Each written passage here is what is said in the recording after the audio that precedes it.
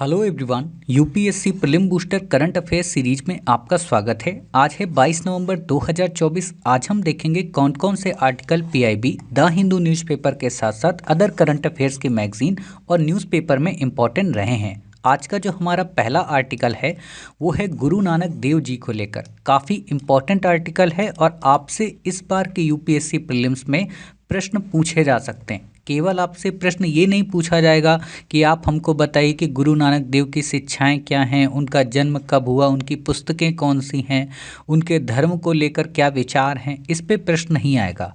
आपसे जो प्रश्न पूछा जाएगा वो पूछा जाएगा सीक्वेंस को लेकर। सीक्वेंस किस चीज़ का, कि जो 10 गुरु हुए हैं उनका क्रम क्या है। और आप में से जिन बच्चों ने 2024 का नेट जेआरएफ का एग्ज़ाम दिया है वहाँ पे प्रश्न पूछा जा चुका है।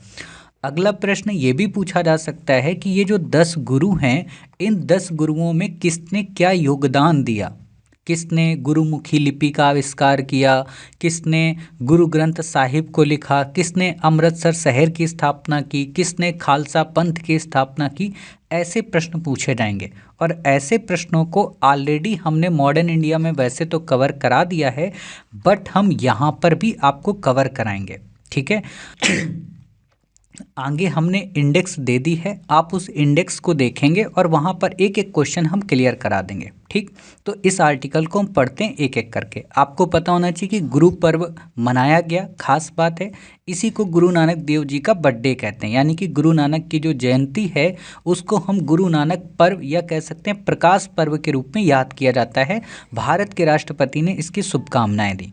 आपसे क्वेश्चन ये पूछा जा सकता है कि गुरु नानक जी का जन्म कब हुआ था, तो इनका जन्म 1469 को हुआ और 1539 में इनका देहांत हुआ। ये डेट क्यों इम्पोर्टेंट है? ये डेट इम्पोर्टेंट है क्योंकि कई बार क्वेश्चन यूपीएससी में आता है कि गुरु नानक किसके समकालीन थे। तो आपको पता होना चाहिए कि गुरु नानक जी जो थे वो लोधी वंश के भी समकालीन थे और वो मुगलों के भी समकालीन थे। और मुगलों में भी किसके? बाबर के और हुमायूं के। क्या अकबर के समकालीन थे? नहीं। क्यों? क्योंकि अकबर का शासन 1555 में शुरू होता है। ठीक, तो ये इंपॉर्टेंट बात है। ये 10 गुरुओं में से प्रथम थे। ठीक, बाकी आपसे क्वेश्चन नहीं पूछा जाएगा कि 30 वर्ष की आयु में इनको, देखो जितने भी हमारे यहाँ लोग हैं ना, सबको 30 वर्ष या 29 वर्ष तभी ज्ञान प्राप्त हुआ था। और मुझे भी कभी कभी यही लगता है कि मेरी उम्र भी 30 होने वाली है, 1-2 वर्षों में। लगता है तब तक ज्ञान हमको भी प्राप्त हो जाएगा। हालांकि हवाबाजी मैं कर रहा हूँ और कुछ नहीं। बाकी आपसे यहाँ पे क्वेश्चन नहीं पूछा जाएगा। आपको पता हो कि ये भक्ति आंदोलन से तो जुड़े थे, लेकिन ये निर्गुण शाखा के उपासक थे। जैसे भक्ति आंदोलन जब आप पढ़ेंगे, हम आपको मेडवल में पढ़ाएंगे, तो उसमें 2 शाखाएँ थीं। एक थे सगुण और दूसरे थे निर्गुण। सगुण का मतलब ये था कि जो एक रूप देखते हो, या कह सकते हो जो अस्तित्व को मानते हो, मतलब एक पिक्चर को देखकर वो किसी ईश्वर की या किसी भगवान की आराधना करते हो। जैसे आपने देखा होगा तुलसीदास जी को, तो ये क्या हैं? सगुण उपासक हैं। आपने देखा होगा सूरदास जी को, ये क्या है? सगुण, मतलब इनके सामने चित्र हैं, राम है ना, आप देखोगे कृष्ण हैं। लेकिन निर्गुण क्या है? वो कहते हैं कि ईश्वर का कोई रूप नहीं है, ईश्वर का कोई आकार नहीं है। और उसमें नाम आता है कबीर का भी और गुरु नानक जी का भी। दोनों के कोई एक मूर्त रूप नहीं है, सब अमूर्त की बात करते हैं। ठीक है। एक किताब है, मैं कहूँगा आपसे जब आप कभी फ्री हो ना तो आप पढ़ना। शायद वो ओशो की किताब है या किसी अन्य पर्सन की है, मुझे याद नहीं आ रहा, या शायद राधा कृष्ण की है। कोई है पर्सन, काफ़ी फेमस है। मैंने वो किताब पढ़ी हुई है, मेरे पास भी है वो, कि क्या ईश्वर मर गया है। बहुत ही अच्छी किताब है। ईश्वर, किताब का टाइटल यही है कि क्या ईश्वर मर गया है। और उस किताब का जब आप दूसरा पन्ना पढ़ेंगे, आपका दिमाग घूम जाएगा कि वाह यार क्या बातें लिखी, मतलब आपने कभी इतने लॉजिक से सोचा ही नहीं होगा ईश्वर के बारे में। अच्छी किताब है। खैर, जब हमारा प्रोग्राम शुरू होगा आगे चलकर भारत के अध्यात्म और धर्म की यात्रा को लेकर, तो वहाँ पर मैं इस किताब को बताऊँगा डिटेल में। ठीक, अभी बस आपको बेसिक चीज़ें पता होनी चाहिए। बाकी आपसे क्वेश्चन नहीं पूछा जाएगा कि पांचवें सिख गुरु, ये आगे मैं आपको पढ़ाऊंगा अभी, ठीक।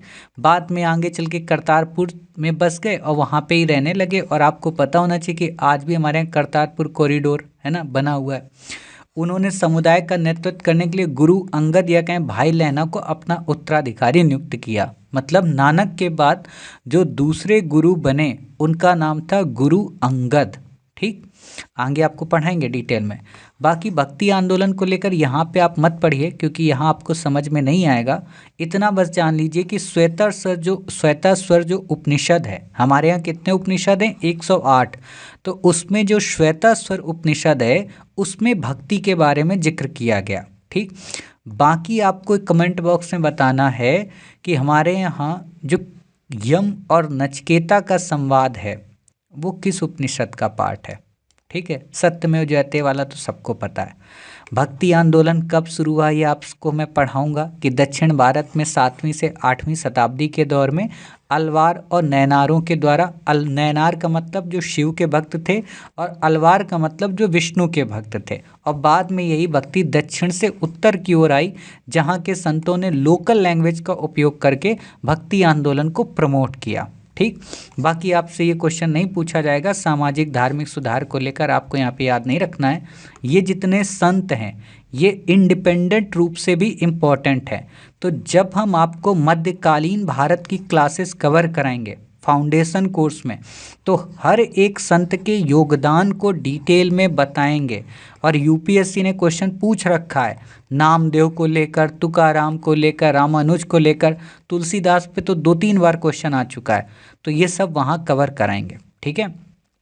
अभी आप हमको कमेंट बॉक्स में इतना बता दो कि तुलसीदास जी किस मुगल शासक के समकालीन थे, ठीक है, ये आप बता दो। बाकी आपको यहाँ नहीं बताना है। ये चीज़ें आप पढ़ लेना, आपसे क्वेश्चन में नहीं पूछी जाएंगी। बात आती है गुरु नानक की शिक्षाओं को लेकर। तो आपने सुना होगा कि गुरु नानक में एक सिख धर्म में एक शब्द यूज किया जाता है, एक ओमकार, है ना। तो ओमकार का मतलब है एकेश्वरवाद। ओमकार का मतलब है ईश्वर एक है और सर्वव्यापी है। सर्वव्यापी का मतलब हर जगह कण कण में विद्यमान है। मतलब आप जैसे हो तो आप में भी ईश्वर है। इसीलिए तो मैं आपको देवी और देवता कहता हूँ क्योंकि मुझे आप में ईश्वर दिखता है, आपको हो सकता है शीशे में कुछ और दिखता हो, ठीक। क्योंकि हर एक इंसान ईश्वर है। और इन्होंने ही कहा था कि मानवता ही सबसे बड़ी पूजा है। यदि आप मनुष्य का सम्मान नहीं करते हो, मानवता का सम्मान नहीं करते हो और आप ईश्वर के सामने जाके घंटियां हिला रहे हो, वो नहीं सुनेगा। जैसे आपने एक लाइन सुनी है कि चींटी के पाँव नेवर बाजे वो भी साहब सुनता है। कबीर की लाइन है कि चींटी के पाँव नेवर भी बाजे वो भी साहब सुनता है। और जो ये तुम मंदिर की घंटियां वगैरह सब बजा रहे हो, क्या वो बहरा है? सोचो, चींटी जब चलती है ना तो उससे धरती में जो कंपन होता है वो भी उसको सुनाई पड़ता है। और तुम सोचते हो कि ज़ोर ज़ोर से हम भगवान की आरती करें, भजन करें, अल्लाह को पुकारें, है ना, नहीं सुनेगा। या चर्च की घंटियां बजाएं, वो कभी नहीं सुनेगा। भावनाएं अच्छी होनी चाहिए। खैर, नाम जप की बात करते हैं कि ईश्वर का नाम जपना चाहिए, ठीक है। बाकी आपसे यहाँ पे क्वेश्चन नहीं पूछा जाएगा। अगली बात है ईमानदारी से। ईमानदारी का देखो, कुछ लोग सोचते हैं ईमानदारी का मतलब होता है कि पैसे से बेईमानी ना करना। ईमानदारी का मतलब होता है कि अपने विचारों में भी बेईमानी ना करना, अपने व्यवहार से भी बेईमानी ना करना, या अपने कर्तव्य से भी बेईमानी ना करना। आप में से जैसे कई सारे बच्चे हैं तो हो सकता है कि आप तैयारी तो कर रहे हो आईएएस की, लेकिन आपके जो लक्षण हैं, ठीक है, या आपकी जो कार्य पद्धति है या आपकी जो जीवन शैली है पूरे दिन की, वो एक चपरासी की है, चपरासी की सोच वाली। अरे कल पढ़ लेंगे यार, परसों नोट्स कर लेंगे, अगले दिन क्लास देख लेंगे, अरे यार अभी थोड़ा घूम लेते हैं, थोड़ा इंटरनेट चला लेते हैं। ये जो लक्षण होते हैं ना, चपरासियों के लक्षण होते हैं। आईएएस के जो लक्षण है वो अपनी ही दुनिया में खोया होगा, अपनी क्लास करेगा, अपनी ड्यूटी फुलफिल करेगा, अपने माता पिता के संघर्ष को याद करेगा, अपने उन इष्टजनों को याद करेगा जो उनके लिए इतना सब कुछ त्याग करके बैठे हैं। वो हवाबाजी नहीं करेगा, ठीक है। वर्ण छको वितरण और सेवा की बात करते हैं। अन्य धर्मों के प्रति दृष्टिकोण मतलब सबके सम्मान की बात करते हैं, सहिष्णुता की बात करते हैं, वेद कुरान बाइबल जैसे ग्रंथों की गहरी समझ का सम्मान करते हैं। मूर्ति पूजा को लेकर इन्होंने खंडन कर दिया है। क्यों? क्योंकि सीधी सी बात है, जब ये निर्गुण उपासक हैं तो मूर्ति पूजा क्यों करेंगे। और एक और बात, मूर्ति पूजा वास्तव में सच कहूँ तो कट्टरता को जन्म देती है। जैसे आज के समय भी आप देखते होंगे लोग मूर्ति ही पूजा तो कर रहे हैं। कोई कह रहा है कि मोदी से बढ़िया कोई नहीं है, कोई कह रहा है राहुल गांधी से बढ़िया कोई नहीं है ना। कोई कहता है कि असदुद्दीन ओवैसी से बढ़िया कोई नहीं है, कोई कहता है मुलायम सिंह यादव से बढ़िया कोई नहीं है। ये सब मूर्ति पूजा तो है। आप यदि किसी नेता को भगवान मानने लगते हो तो वो आपके सर पे तो नाचेगा ही ना। जबकि भगवान कौन है लोकतंत्र में? जनता। लेकिन जनता की कोई नहीं सुनता है। हम भगवान बना देते कि अरे मोदी का जन्म नहीं हुआ है, वो आया है धरती पे, वो बायोलॉजिकल नहीं है, वो नॉन बायोलॉजिकल है। अरे राहुल गांधी जी के ऊपर ना जवाहरलाल नेहरू की छाप है। अरे वो जो असदुद्दीन ओवैसी है ना, उसके ऊपर मौलाना अबुल कलाम आज़ाद का आशीर्वाद है। अरे ये जो समाजवादी है ना, क्या कहते हैं, मुलायम सिंह यादव जी, इनके ऊपर जेपी जयप्रकाश नारायण, राम मनोहर लोहिया, इनका आशीर्वाद है। ये सब हवाबाजी है। ये सब के सब अपना फायदा सोचते हैं और सिर्फ हमको लड़वा रहे हैं। इनको बस अपनी दुकान से मतलब है। आज तक आप बताओ, क्या मोदी जी ने रॉबर्ट वाड्रा को जेल भेजा? क्या राहुल की जो सरकार है कांग्रेस की अदर स्टेट में, क्या वहाँ पे अडानी पे रोक लगी? क्या मुलायम सिंह यादव जी ने कभी सामाजिक लोगों का भला किया? अपनी जाति की राजनीति करेंगे, धर्म की राजनीति करेंगे, तो ये कट्टरता लाती है। इसीलिए भारत में जितने भी समाज सुधारक हुए उन सब ने यही कहा कि मूर्ति पूजा नहीं करना चाहिए। और जो ये बात नहीं कह पाए उन्होंने सीधा कह दिया वेदों की ओर लौटो, क्योंकि उनको पता है कि वेद में मूर्ति पूजा है ही नहीं। वेद में क्या है? ईशावास्यमिदं सर्वम यत् किंचिम जगत्याम जगत तेन त्यक्तेन भुज्यथामा गृधाकाश्विद्धनम, है ना। ये ऋग्वेद का श्लोक है कि ईश्वर हर जगह विद्यमान है। तो इसलिए उन्होंने कहा वेदों की ओर लौटो। किसने कहा था? दयानंद सरस्वती जी ने। तो इसलिए इन्होंने भी मूर्ति पूजा का खंडन किया, क्योंकि मूर्ति पूजा कट्टरता लाती है। जैसे कुरान को जो मानते हैं, तो कुरान क्या है? कट्टरता लाती है कि सिंगल आप कहोगे कि नहीं, जो शब्द वहाँ लिख गए वही शब्द हैं, उस पर अमेंडमेंट नहीं हो सकता। और सीधी सी बात है, पुस्तक तो पुस्तक रही। आज अगर मोबाइल में भी अगर अमेंडमेंट ना करो ना तो वायरस आ जाते हैं उसमें। तो इसीलिए हर चीज़ का अपडेशन होना चाहिए। और गीता की खूबी यही है कि गीता अपग्रेड है। गीता में कट्टरता नहीं है। गीता में कहीं नहीं कहा गया है कि तुम इस धर्म के लोगों को मारो, उस धर्म के लोगों को मारो, तुम किसी अन्य धर्मों को मानो ही मत। गीता में नहीं कहा गया है। गीता में भगवान ने साफ साफ कहा है अर्जुन से कि अगर तुम गायत्री की पूजा करोगे तो गायत्री को मिलोगे, अगर तुम हनुमान की पूजा करोगे तो हनुमान को मिलोगे, अगर तुम शिव की पूजा करोगे तो शिव को मिलोगे। वहाँ ये नहीं कहा कि इनकी पूजा मत करो। उन्होंने ये कहा है कि इन सब की जिसकी जिसकी तुम पूजा करो तुम उन्हीं को ही प्राप्त होगे, और यदि तुम मेरी पूजा करोगे तो मुझे प्राप्त होगे। इसको कहते हैं सहिष्णुता। गीता ये सिखाती है। तो इसलिए कई बार ना जब लोग तुलना करते हैं गीता और कुरान की, क्योंकि मैं तो कुरान भी पढ़ रखा हूँ, तो वहाँ ये भूल जाते हैं कि गीता कोई एक ग्रंथ नहीं है, कोई धार्मिक पद्धति नहीं है। गीता जीवन जीने की शैली है, कला है। गीता हिंदुओं का धर्म ग्रंथ नहीं है, इस भ्रम से निकलो। गीता हर व्यक्ति के लिए पढ़नी चाहिए। आपके जीवन के बड़े से बड़े, कठिन से कठिन क्वेश्चंस का आंसर देगी, और जितनी बार पढ़ोगे उतनी बार आपको आंसर मिलेगा। और आज जितने भी दुनिया में बड़े से बड़े विचारक हैं, कांट सरीखा विचारक, उसने भी गीता पढ़ रखी है। खैर वापस आते हैं। गुरु नानक का क्या मानना था कि अच्छे कर्म ही होते हैं जो शाश्वत आत्मा में लोगों को अच्छा बनाते हैं। ईश्वर के नाम का ध्यान मोक्ष की कुंजी है। सीधी सी बात है, बाकी आपको यहाँ पे याद नहीं रखना है। भाईचारे की बात करते हैं, भौतिकवाद से अलगाव की बात करते हैं। भौतिकता का मतलब यही जमीन जायदाद प्रॉपर्टी, है ना, ये मेरा है ये तेरा है। महिलाओं के प्रति सम्मान की बात करते हैं। ये देखो हर कोई बात करता है, ऐसा कोई व्यक्ति आपको नहीं मिलेगा जो महिलाओं के साथ दुराचार की बात करे या महिलाओं के अपमान की बात करें, कोई व्यक्ति नहीं मिलेगा। किसी भी धर्म की किताब को आप उठा लीजिए, कहीं नहीं मिलेगा। हालांकि ये जो मौलवी हैं, जो इस्लाम की कुछ लोग व्याख्या करते हैं, जो मैं कई वीडियो देखता रहता हूँ, है ना, हवाबाजी के लिए, जो ये महिलाओं को एक प्रोडक्ट के रूप में समझते हैं कि बच्चा पैदा करने वाली मशीन समझते हैं, वो बस थोड़े गलत होते हैं वहाँ, बाकी कहीं पे नहीं है। ठीक है। हालांकि ऐसा नहीं कि हिंदू धर्म में आडंबर नहीं है, आप भी देखोगे बहुत सारे आडंबरी लोग महिलाओं को क्या बता के क्या कर देते हैं। बाकी ये गुरु नानक के अनमोल वचन है ना कि यदि आप अपना मन शांत रख सके तो आप दुनिया जीत लेंगे। तो मेरा मन जैसे आजकल बिल्कुल शांत रहता है, कोई क्लास देखे चाहे ना देखे, पढ़े चाहे ना पढ़े, केवल वही बोलें जिससे आपको सम्मान मिले।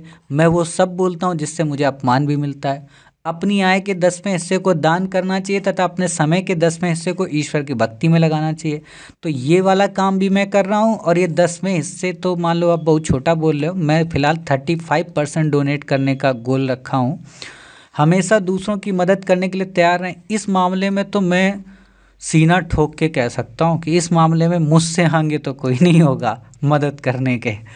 केवल वही व्यक्ति ईश्वर पर विश्वास कर सकता है जिसे स्वयं पर है। तो मुझे खुद पर भी है और ईश्वर पर भी है ना। तो ये चीज़ें आपको पता हो, मतलब आप भी पढ़ रहे होगे तो आपको भी ये लाइनें हैं, मैं तो बस हवाबाजी के लिए बोल रहा हूँ। इस लाइन पे क्वेश्चन आएगा, इस इंडेक्स पे, इसको रटना है आपको। ठीक है। तो क्वेश्चन अगर मॉडर्न इंडिया पढ़ रहे हो तो नहीं रटना है, वहाँ पे दी हुई है, लेकिन यहाँ के लिए रटना है। क्वेश्चन आएगा गुरु नानक देव पे, तो पता हो 1469 से 1539। ठीक है। किसके समकालीन? बाबर के समकालीन, हुमायूं के भी समकालीन और लोदी के भी समकालीन। ठीक है। अब यही कॉमन सेंस लगाना है, क्योंकि बाबर कब आया? 1526 में।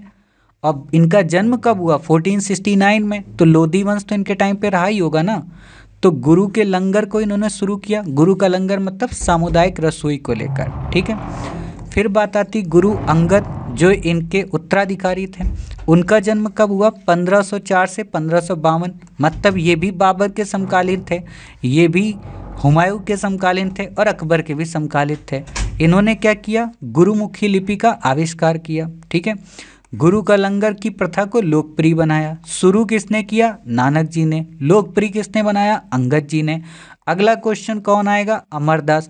यूपीएससी ने, सॉरी नेट जेआरएफ ने क्या क्वेश्चन दे रखा था? यहाँ रामदास लिखा है ना, उन्होंने लिख रखा था रामचंद्र। ठीक है। तो आपको मानना चाहिए कि गुरु नानक के बाद अंगद के बाद अमर, अमर के बाद रामदास। ठीक है। तो अमरदास आए इन 1479 से। आनंद कारज विवाह की शुरुआत की। ठीक है। सती प्रथा और पर्दा प्रथा को समाप्त किया और अकबर के समकालीन थे। रामदास की अगर बात करें तो अमृतसर की स्थापना की और स्वर्ण मंदिर का निर्माण शुरू किया, जो आज आप देखते हो। ठीक है। तो ये इंपॉर्टेंट है कि अमृतसर की स्थापना किसने की? रामदास ने। स्वर्ण मंदिर का निर्माण किसने शुरू करवाया? रामदास ने। अर्जुन देव के बारे में क्या खास बात है? आदि ग्रंथ की इन्होंने रचना की और इन्हीं के टाइम पे स्वर्ण मंदिर का निर्माण कार्य पूरा हुआ। ठीक। 1563 से 1606, यानी कि अकबर के समकालीन थे, क्योंकि अकबर की मृत्यु कब होती है? 1605 में। ठीक। जहांगीर द्वारा इसका निर्माण करवाया गया। ठीक है। बाद में आगे चल के गुरु हरगोविंद के बारे में अगर बात करें तो 1594 से 1644। ठीक है। सिखों को सैन्य समुदाय में कन्वर्ट किया। इवन अकाल तख्त की स्थापना की, जो कि सिख धर्म की धार्मिक सत्ता का मुख्य केंद्र है। अभी आपने चर्चा में सुना होगा लास्ट ईयर जब पंजाब में चुनाव थे कि एक युवक ने क्या किया था? अकाल जो तख्त है ना, शायद यही था, अकाल तख्त थी, गद्दी जो है, उसको दूषित करने का कार्य किया था, है ना। आपने देखा होगा, सुना होगा न्यूज़ में। बाकी आपसे क्वेश्चन नहीं पूछा जाएगा। गुरु हर राय 1630 से 1661 औरंगजेब के साथ शांति को बढ़ावा देने की बात कर रहे थे। गुरु हरकिशन इनके बाद आए, है ना। बस ये चीज़ें याद रखना। सबसे युवा गुरु थे हरकिशन। इस्लाम विरोधी इस निंदा के संबंध में औरंगजेब ने उपस्थित होने की बात की, मतलब बाद में टसल शुरू हो गई थी। गुरु तेग बहादुर, जिनके नाम पे जीटीबी नगर है या कहें मुखर्जी नगर के पास का एरिया, आनंदपुर साहिब की स्थापना की और गुरु गोविंद सिंह के बारे में खालसा पंथ की स्थापना की। ठीक है। ये इंपॉर्टेंट है। तो आपको सीक्वेंस याद रखना है कि हर राय का बाय, हर किशन का बाय, अमरदास का बाय, रामदास का बाय, गुरु गोविंद सिंह का बाय। ठीक। इससे ज़्यादा आपको नहीं याद रखना है। तो इस आर्टिकल में केवल इतना ही था। अगला आर्टिकल है हमारा महाकुंभ मेला को लेकर। आपसे महाकुंभ मेला पे क्वेश्चन डायरेक्टली नहीं आएगा। मैंने इस आर्टिकल को इसलिए दिया है ताकि आपके घर परिवार इवन आप स्वयं भारत की संस्कृति और भारत के संस्कारों से रूबरू हो सकें, बस, और इसका कोई पर्पस नहीं है। हाँ, इसमें जो अगला क्वेश्चन बनेगा वो बनेगा कि जो यूनेस्को की अमूर्त विरासत संस्कृति हैं उसमें भारत के कौन कौन सी साइट्स या कौन कौन से प्रोग्राम या कौन कौन से इवेंट शामिल हैं। जैसा कि आप जानते हो कि 15 हमारे इवेंट शामिल हैं, तो बस वो इम्पोर्टेंट है। ठीक, तो अभी बस सामान्य जानकारी के लिए आप जान जाओ महाकुंभ, इसको क्या बोल रहे हैं, महाकुंभ। महाकुंभ का मतलब 12 वर्ष में एक बार। ठीक है, तो ये महाकुंभ हो गया। 13 जनवरी से 26 फरवरी तक आयोजित किया जाएगा। आध्यात्मिक शुद्धि, ये सब आपको पता है। कुंभ का मतलब कुंभक, यानी कि अमृता के अमृत का पवित्र घड़ा। ठीक है, बाकी आपको नहीं याद रखना है। 4 जगह पे लगाया जाता है अलग अलग टाइम पे प्रति 3 वर्ष में। हरिद्वार में गंगा के किनारे, उज्जैन में शिप्रा, कई जगह पे आपको क्षिप्रा मिलेगा, तो दोनों एक ही नाम है।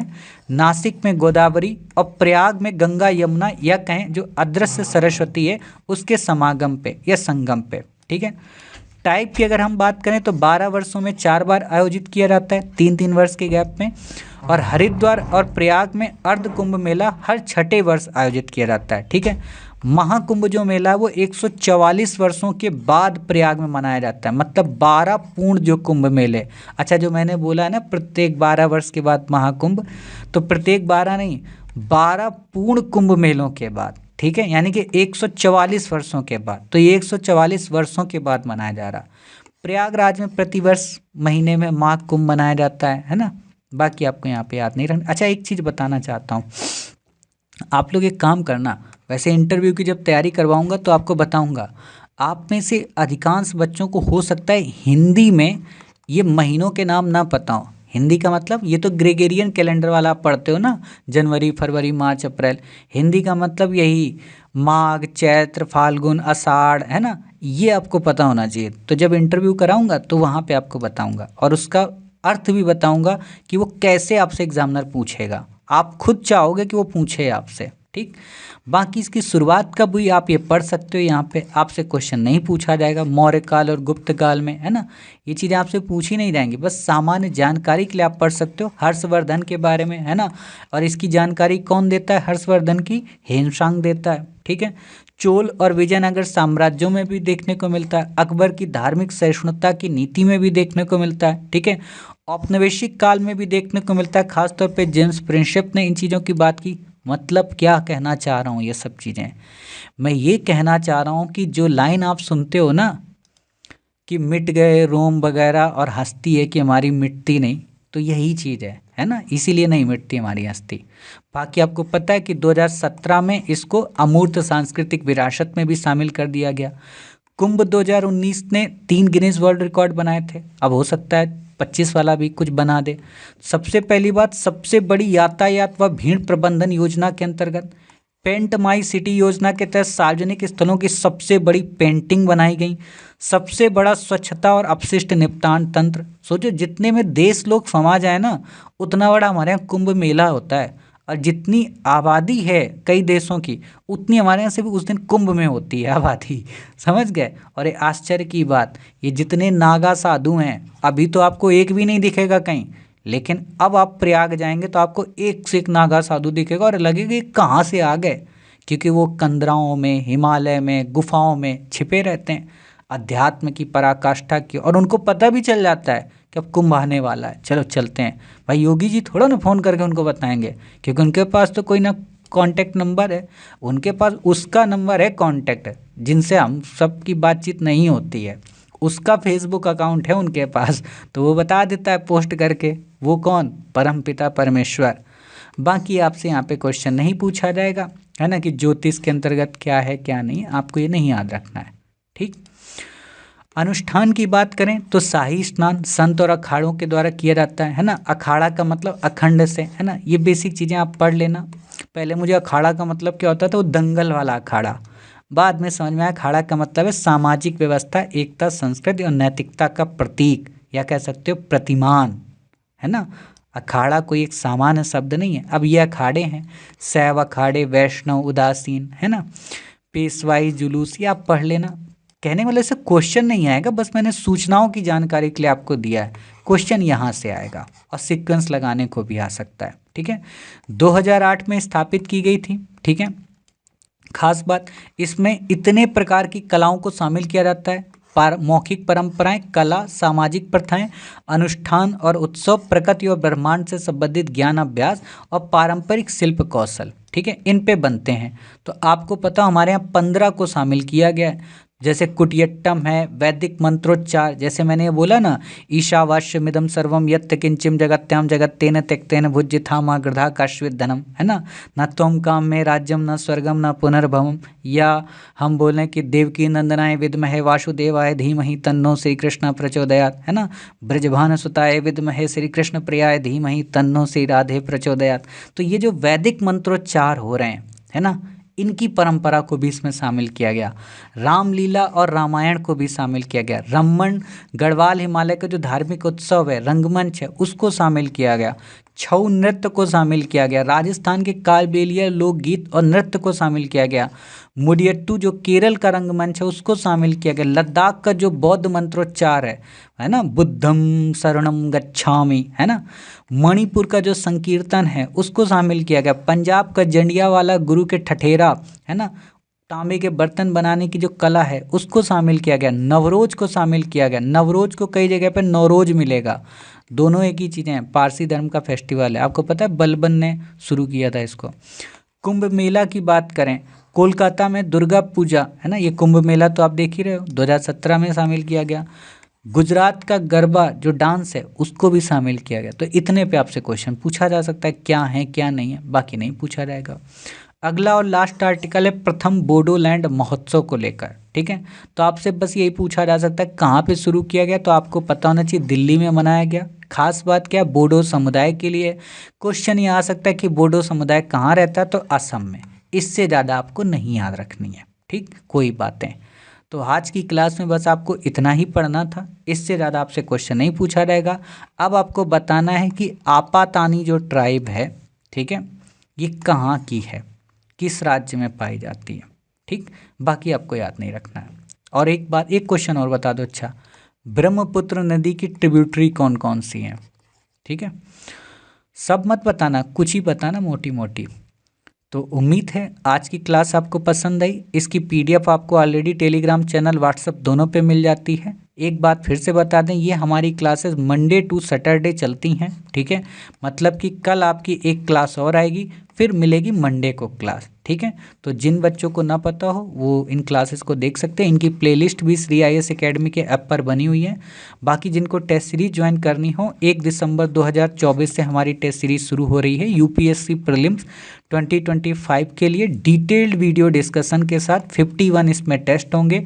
आगे आपको जल्दी 1-2 दिन में शेड्यूल मिल जाएगा और आपको सारी बातें वहाँ पे क्लियर करा दी जाएंगी। ठीक है, तो मिलते हैं फिर अपनी नेक्स्ट क्लास के साथ। अपना ख्याल रखिए, स्वस्थ रहिए। जय हिंद, जय भारत, वंदे मातरम, भारत माता की जय।